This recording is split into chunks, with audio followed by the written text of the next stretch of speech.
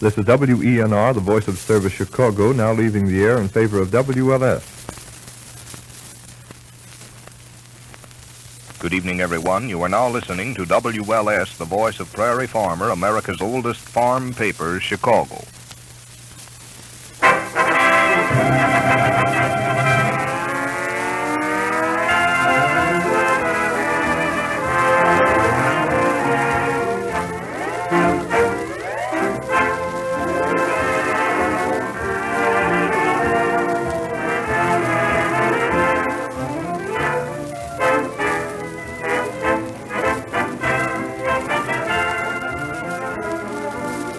Makers of Johnson's Wax deliver a delightful deviation from their dramatic doings, bring you a half hour of half-amateur hilarity with Rico Marcelli's orchestra, the Cleft Dwellers, Audrey Call, and Marion and Jim as your master and mistress of ceremonies, Fibber, McGee, and Molly.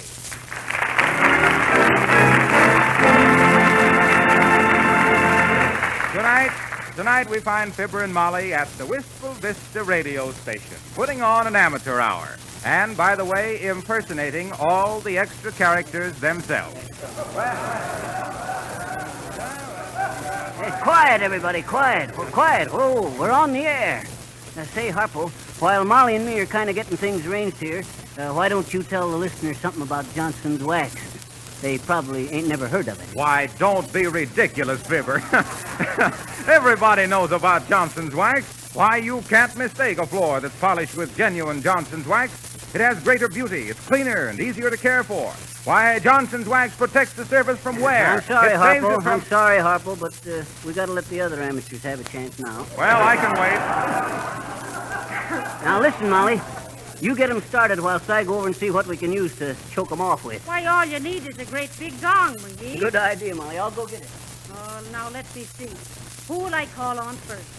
Oh, here's a nice, bright-looking little fella. All right there, son. You step right up here to the microphone.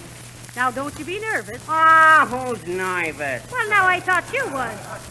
What's your name, me boy? Me name is Tuffy O'Toole, and I'm 13 years old, and I walked all the way from Peoria to be on this show, and I can lick any kid in the joint. Well, now it won't be necessary, me boy. And what do you want to do on the program? Me teacher sent me up here to recite, see? Oh, yes. I went out to the racetrack. It was a wet and stormy day, see? And I waited to the grandstand to see what nag to play, see? I picked a horse named Johnson's Wax, though they tried to tip me another. Mine won by a nose, and I guess that shows that a boy's best friend is a mother. Oh, giving me the boy, Dave. Oh, now, don't get excited now, son. Shucks, son, that wasn't for you. I was just trying it out. Sure, he was just practicing. Oh, yeah? Well, I guess I knows a Bronx parrot when I hears one. Well, now, we'll call on you later, Tuffy. You go over there and wait with those other people now. That's a good boy.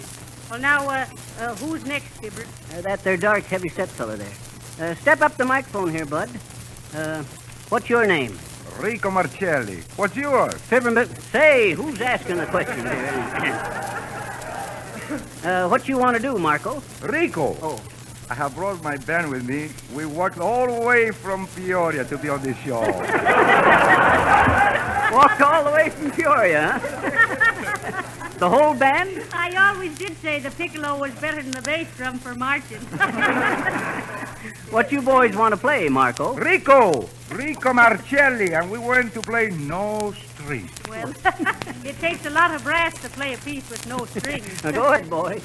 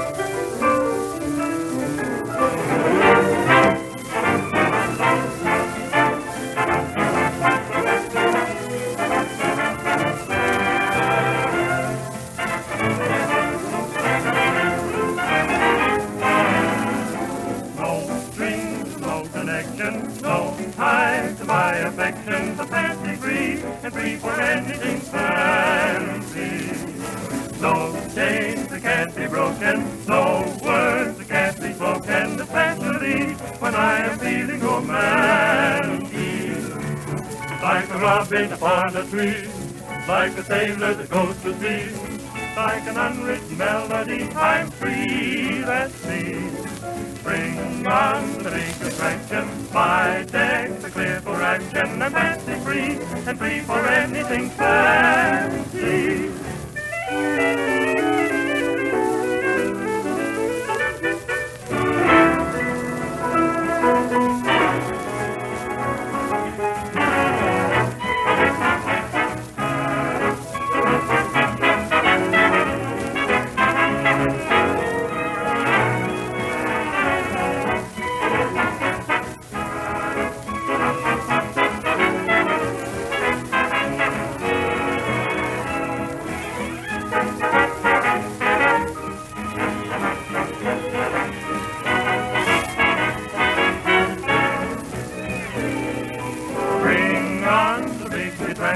My decks are clear for action, and fancy free, and free for anything fancy.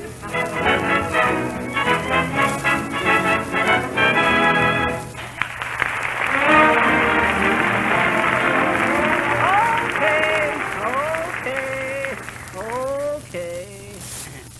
Shucks, them fellers play just like professionals. Well, who's next, Molly? Well, 'tis the pretty girl sitting over there, McGee. And I'm thinking I'd better be doing the interview. No, I guess I better, Molly. You know how it is. She'll be more comfortable with a man than a woman. Sure, that's just what I thought. Oh, well, go ahead, McGee. Step right up here, sis. What's your name? Jelly, what do you think it's gonna be? Well, I kind of thought... You know, the reason I asked is because almost everybody thinks my name ought to be Daffodil, so they could call me Daffy. I see. Isn't that simply excruciating? I mean, isn't it really? Yes, but... my husband, his name is Gerald. Uh-huh. Gerald says I was just married to him because my name was Geraldine and his name was Gerald. Yeah, well, what was it? Can you imagine? I mean, you really said that. Well, what He did says you... I like my own name so well, I married another one just like it. Isn't that too devastating? Yeah. I mean, isn't it really? Well, You know, he says I have a narcissist complex. Oh, he does, huh? Gerald's always saying something psychological like that. Yeah. I mean, he is really. Well, Daffodil's a narcissist. Oh. Or is it narcissy? It's sissy. Well, it's getting so I don't know whether I'm a hot Well, flash or what fire. was it you... I mean, I really don't. But Gerald... Hey, now, wait a minute, Toots. Daffy. What was it you wanted to do on our amateur program? Program? Yeah. Oh, for goodness sake. Is this a radio program? Oh, oh, it's all a mistake. Well, I mean, it really is. well, You see, I was in the elevator and I heard music. Yeah? And I thought somebody was giving a dance, and I just adore dancing. Oh, I mean, I do, really. And when they play the Continental, I just go into a trance. Kind of a trance Continental. Isn't that delicious? Trance Continental. Ain't funny, Daffy. But if I had to do something over the air, I'd simply perish. Well, I really would. I simply just couldn't. Oh, dear, 6 o'clock. I had no idea it was so late. Well, I simply must dash home, really. Thanks for a lovely evening. Diddle, diddle, diddle. So long.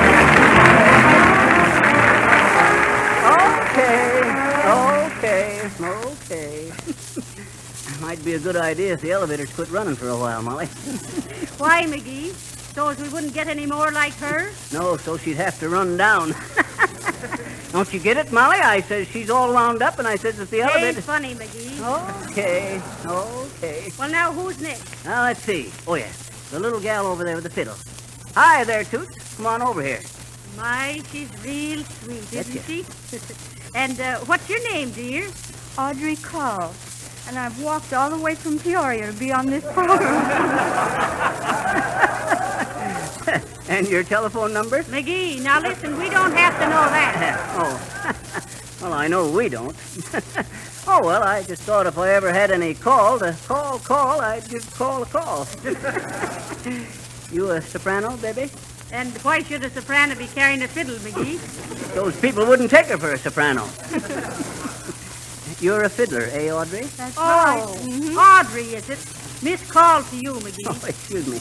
I miscalled it. You a home girl, sis? Not tonight. I'm down here. The idea. Shucks, Molly, she ain't giving the right answers. Wasn't she here for rehearsal? Be quiet, McGee. Are you a good violinist, Miss Call? Something tells me I am. What tells you, sis? My manager. You know, Toots, I used to be kind of a meister onto the fiddle myself. I was always a featured fiddler at the Fall Philharmonic Festival in Frankfurt. Hot dog. You should have heard me tear into the second movement of the intermezzo, a Rachmaninoff's prelude to the third condenser McGee. of the peanut vendor. What you want to play for us on your fiddle, Miss Cole? My own arrangement of In My Solitude. In your solitude, eh? What do you mean in your solitude? Oh, shucks, you got your bow right with you. McGee.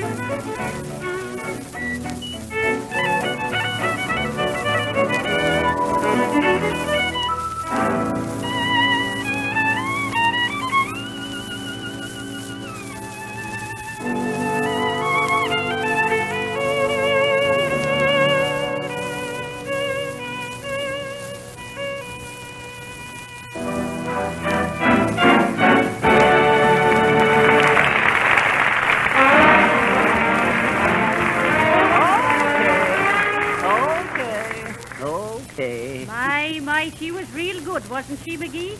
I was so worried for fear she'd get rattled in front of the microphone. Oh, shucks, never worry about a fiddler, Molly. The first thing you learn when playing the fiddle is to take it on the chin. Well, who's next? The tall, dark, handsome man over there. Oh, say, there's two dad-ratted many dark, handsome fellas here to suit me, Molly. No wonder you've been powdering your nose so often. Oh, now, McGee, for heaven's Oh, sake. shucks, you needn't blush about it, Molly. Come on over here, son, and tell us your name. Harlow Wilcox, and I walked all the way from Peoria to be on your show. Harpo Wilcox? No, Harlow Wilcox. Harpo no, Wilcox? No, Harlow. L, not P. Oh, I get it. Well, we won't fuss about it, son. I'll knock the L out of it, but I won't split T's. You a tenor? Do I look like a tenor? Well, I kind of wish you hadn't asked me that, Harpo. What do you do for a living? Oh, what do you care? Oh, going to give me trouble, huh? A wise guy, eh? Hey, Molly, suppose you interview this young whippersnapper. All right, McGee. How do you do, my boy? How do you do? Fine, thank you. Well, I'm very glad to hear it. Thank you. Thank you. Well, now we'll never get any place this way. What do you want to do on the radio, Mr. Wilcox? Well, I'd like to give household hints.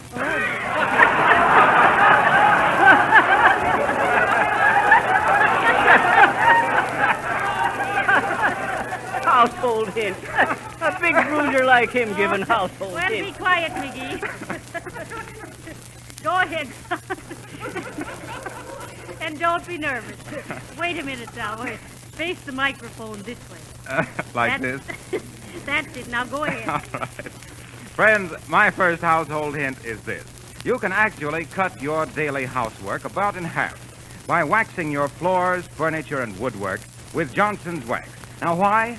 Because only half as much dust collects on a Johnson wax surface as on an unwaxed surface. Now, this is proved by scientific tests. Johnson's wax forms a gleaming shield of protection over wood and linoleum. Dirt and stains can't get through this invisible wax film. Now, don't confuse Johnson's wax with cheap inferior waxes which make your floors gummy and smeary. Johnson's wax gives a hard, mirror-like polish that wears longer and gives greater beauty and protection. Thank you. Thank you. Thank you. Oh, the gong, eh? Dirty work, eh? But you just keep trying, son. You'll get someplace on this radio, yes. We might see you again sometime. Don't worry, you will. I like the way he said that. He's liable to come busting in here every Monday night. Well, who's the next victim? Who's next, Molly? The man over there with the mustache, McGee. Who, him? Reminds me of the feller I used to know, Molly. A sheep shearer. He had in the record for the fastest sheep shearing in the world. Real famous he was. Did he say so? No, I saw his clippings. Okay there, bud. Step right up to the mic here. All right. Now, what is your name, please? Mort too. I walked all the way from Peoria to be on this program. Are you a singer? Probably one of these here bathtub baritones. Be quiet, McGee. Did you say you was a singer, Mr. Toop? No, I do imitation. My pa was an actor, too. Oh, he was. So you're a chip off of the old block. He's a slice off the old ham. McGee. A slice off the old ham. Well, give me a chance, ma'am, and I'll bring home the bacon. Sure you will. And what do you imitate, Mr. Toop? Oh, all kinds of birds and animals, cows, chickens, ducks, partridges. You hear that, McGee? He imitates all them things. Oh, shucks, that's nothing. So can I. Oh, you can? Well, let's hear you imitate a partridge. Okay, listen. Was that a partridge? Partridge? Shucks, I thought you says cartridge. Oh. Well, go ahead, Mr. Toop. All right, I will. First, a chicken. A chicken. Well, that's fine. Ooh la la. Wee wee. Ooh la la.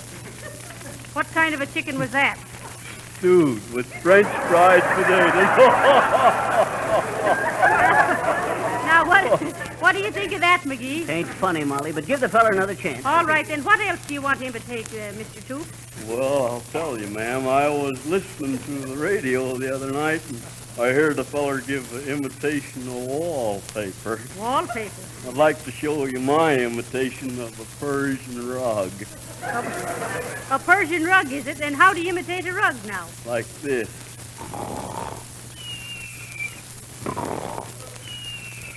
And that was a rug? Sure. I started with the nap. Oh, well, can't say a feller didn't try.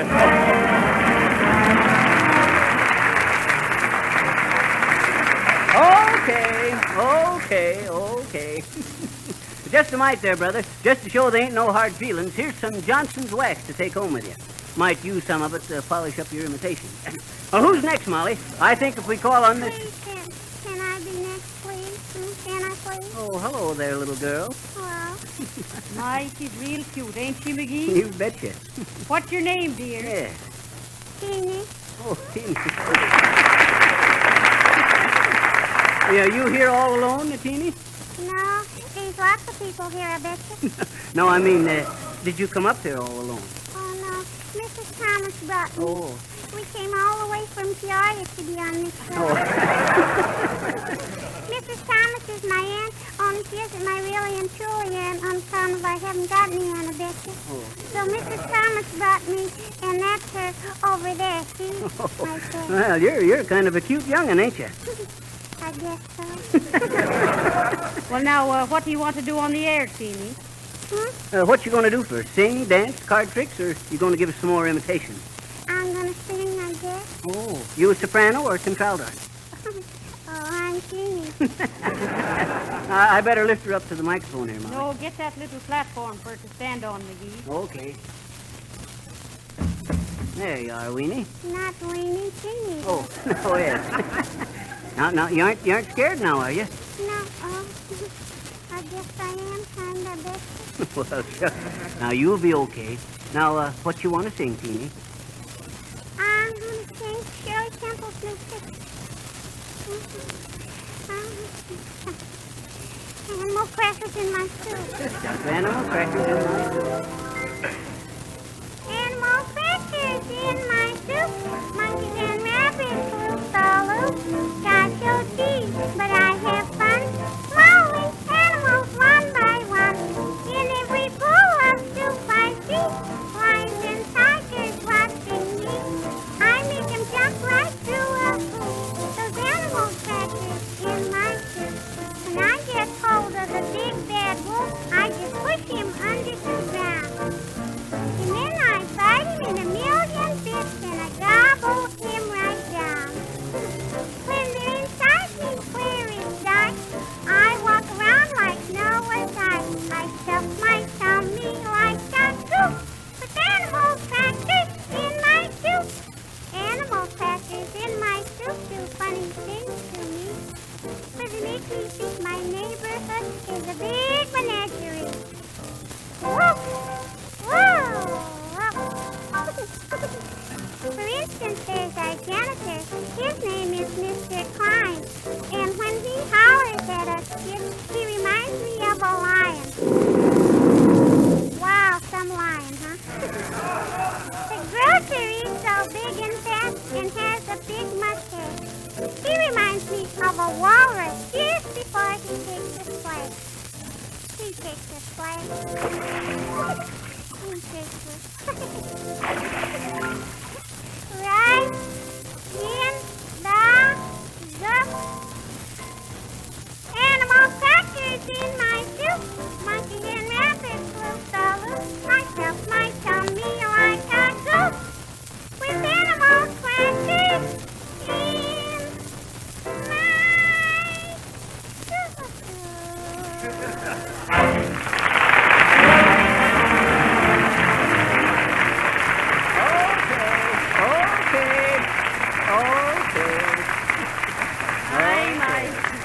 Well, that was wonderful, little girl. You betcha, Teeny. And here's a great big can of Johnson's wax to give to your aunt. Well, what's the matter? Can I have a lollipop instead, please? You betcha, a lollipop. Here you are, Teeny. Thank you. I got a lollipop. Goodbye, Teeny. Well, now let's see, McGee. I guess the next is that quartet. Will the manager of the quartet please step over here? Oh, how do you do? How do you do? You with this here quartet? That's right. What's the name of it, Bud? The Cleft Dwellers. And we walked all the way from Peoria to be on this show.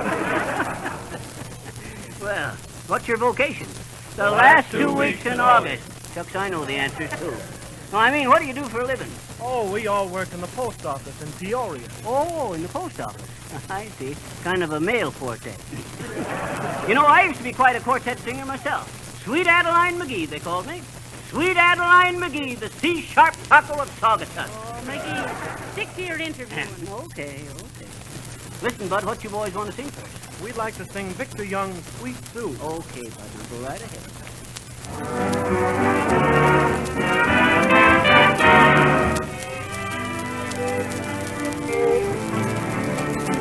Every star above knows the one I love, sweet Sue, just you. And the moon up high knows the reason why, sweet Sue, it's you. No one else it seems ever shares my dreams, and without you, dear, I don't know what I'd do. In this heart of mine, you live all the time, sweet Sue, just you.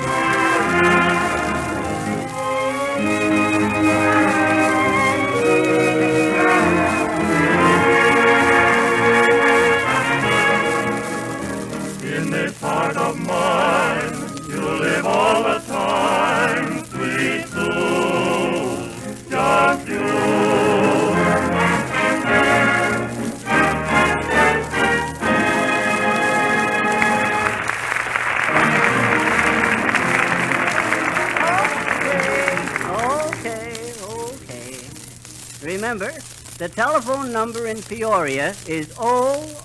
McGee. 00. Now, take it away, Marshmallow. No, wait a minute. What do you want, son? I'm the fellow who walked all the way from Peoria, remember? Oh, you're them, huh? Yeah. I'd like to have another try at announcing, if you don't mind. Oh, you would you? Well, listen here, smart guy. You won't ever get a chance again as long as... now, wait a minute. Look here. Do you see this nice, shiny red apple?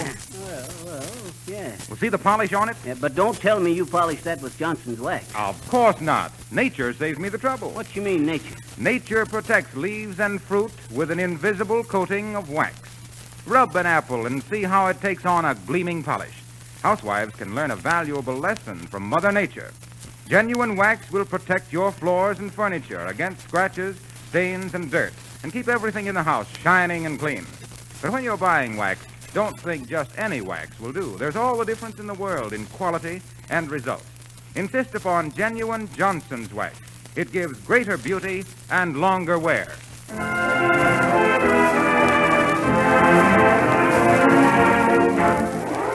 Well, that was it, our terrific tyro time for Tired Tuner Inner. Just a mite, Harpo, just a mite. Folks, whilst this amateur show was on, your applause was being automatically registered by my own invention, the new McGee Novelty Knuckle Noise number, which I built out of 2 radio tubes, alarm clock, a typewriter ribbon, and 3 empty cans of Johnson's wax.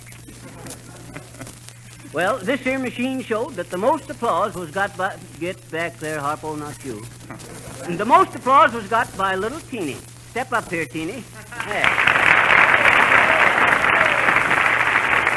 It gives me a lot of pleasure to announce that Teeny gets a contract for 2 lollipops a day to appear on this here show regular. Thank you. Okay, Harpo, go ahead. Well, as I was saying, the parts of Tuffy O'Toole, Geraldine, Mort Toops, and Teeny were taken by Marion and Jim, Fibber and Molly to you.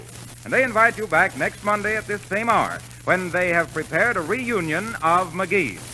But here's a thought for the intervening week. Just as the best housekeepers use Johnson's wax and Johnson's glow coat to keep their houses clean and shining, so the most particular car owners keep their cars sparkling with Johnson's auto wax and cleaner. This is Harlow Wilcox, the old polish pusher, pronouncing good night.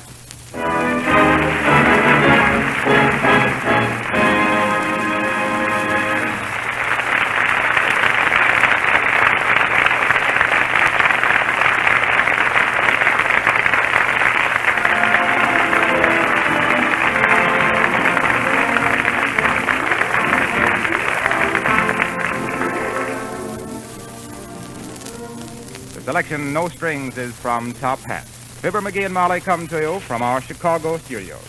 This is the National Broadcasting Company.